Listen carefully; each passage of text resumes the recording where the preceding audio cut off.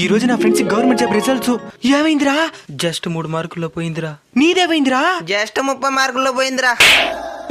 Next ఏం చేద్దాం అనుకున్నావురా? మళ్ళీ ప్రయత్నిస్తానరా. నువ్వురా? మనం ఇంకా ప్రయత్నించేదేమిలే, ఏదో పని పోవాల్సిందే. 5 సంవత్సరాల తరువాత ఈసారి ఏమైందిరా? మళ్ళీ పోయిందిరా. మళ్ళీ ప్రయత్నించాలనుకున్నావా? లేదురా, ఇంక ప్రయత్నిద్దామన్నా జోబులో 1 రూపాయి కూడా లేదు. నన్ను అప్పిమంటావా?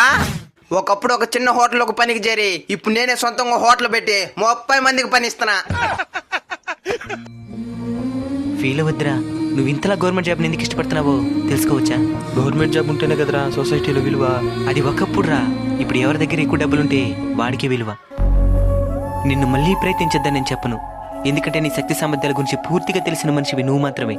ఒకవేళ నీకు మళ్ళీ ప్రయత్నించి సాధించగలను అనిపిస్తే ప్రయత్నించు, లేదంటే మరొక మార్గాన్ని ఎంచుకో.